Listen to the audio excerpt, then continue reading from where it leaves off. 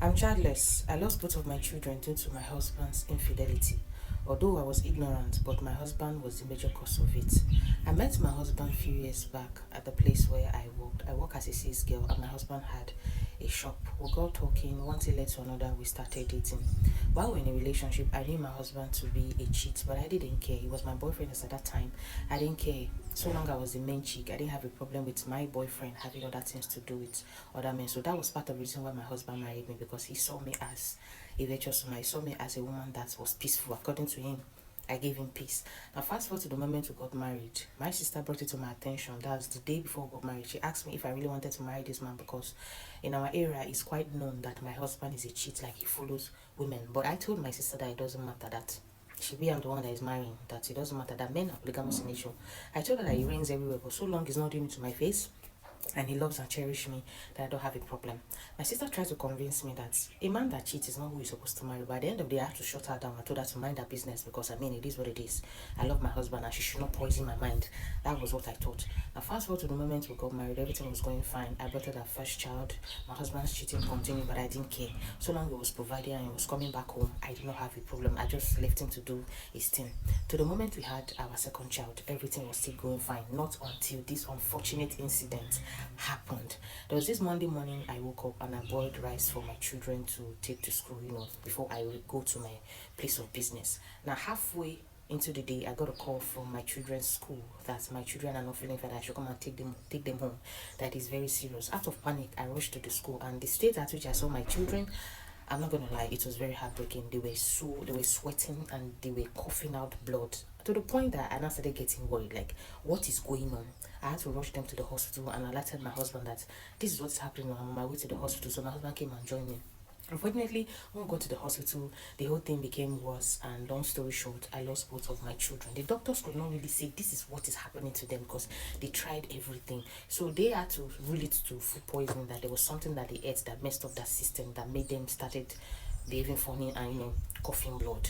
When they told me food poisoning, inside my agony and inside my pain and frustration, because I just lost both of my children, I was wondering, food poisoning from where to where, because I know that I am the one that cooked their food the morning, that's this morning, which is the morning of that day that happened.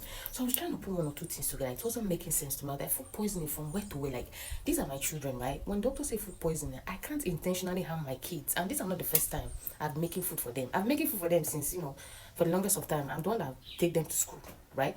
Now I have to trace everything back. That's when that made sense to me, that okay, I boiled rice for them, but the pepper soup they use in taking the rice to school, I wasn't the one that made it. Now, this is what happened. The Sunday before that Monday, my husband came back from where he went to watch football, where he went to have a good time, and he bought pepper soup and gave it to me. That day that he brought it, I've already eaten. So that was what even saved me. I said, you know what, let me know. I've already eaten for that day and I'm already full. I just took the pepper soup and I put it in the fridge. So the next morning, it was that pepper soup that I boiled and gave my children to school. Then I asked my husband, this pepper soup that you gave me, where did you get it from? That was when my husband started to, stutter. I started to like, I was like, where did you get the pepper soup from? Because that is the only food I know that I didn't make. You were the one that gave it to me. That was when my husband now told me that the pepper soup is the side chick that gave it to him. Can you imagine? There's a side chick that gave it to him, so he decided to give me that. After I finished watching ball that day, he went to visit his side chick, and before he left, his so-called side chick gave him the pepper soup that she should give me. So she has an understanding that I like pepper soup. Sundays like this, when my husband goes out, anytime he's coming back, he buys me things like that. Sometimes he buy me catfish, point and kill. Sometimes he buy me pepper soup. So she already cooked it, gave it to my husband. So she had the aim of poisoning me. So after all long talk, long story short, we had to go and call the police. Then went to her place and everything. She was even surprised when she saw me.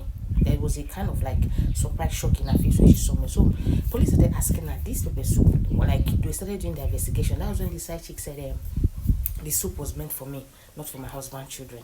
That she had the intention of giving me so that I will eat it and pass.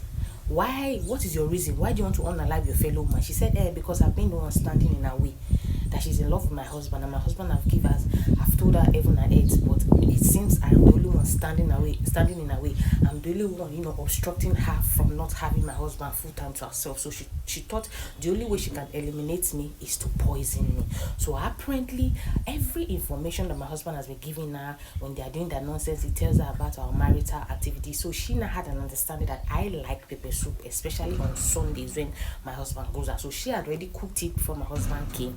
Somehow gave him his own portion that he ate at her house, which she did not poison. Then it was that my own that she put a little bit of poison, then gave it to my husband to give it to me. How God saved me was that I had already eaten before he came. So I put it in the fridge. The next day, that was what I boiled, warm, and gave it to my children to eat.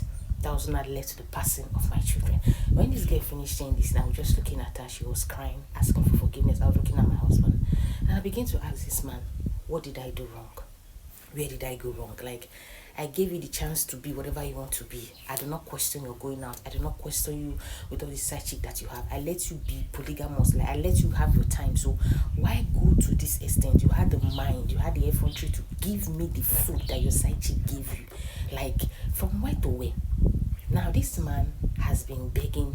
Of course, the side chick has been arrested, but this man has been begging, saying that he didn't mean to do it. It was a work of the devil. And I'm looking at this man. Your ignorance, your stupidity, your foolishness has made me lose both of my keys. Like, I am in pain right now. I don't know how I am going to. I've still not even comprehended the whole situation, because it's like I'm dreaming. This man has been begging, his people has been begging. He's saying that he will never cheat in his life. He has been saying a lot of things. And now my sister is just looking at me, shaking her head. Although she's pain, but she's somehow blaming me. My family is somehow blaming me that it is my fault. That right from day one, she warned me not to marry this man because of his nature. And I still went ahead to marry him. That has led to the passing of my children. Guys, I am heartbroken. I am sad. I believed if you give a man chance to do whatever I want to do, a Nigerian man, that they're going to have sense. But my husband did it to the point that he didn't have sense. Now we have lost our kids, and somehow I blame myself. I should have left. I shouldn't have married this man.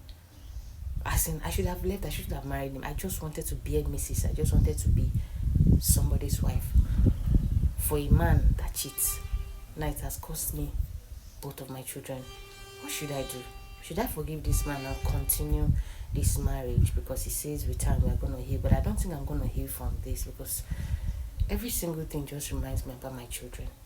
His families are begging. Should I forgive this man and just, continue? Or should I divorce him and move ahead with my life? This is not my story. Somebody shared it to me and I decided to share to you guys. So what do you think?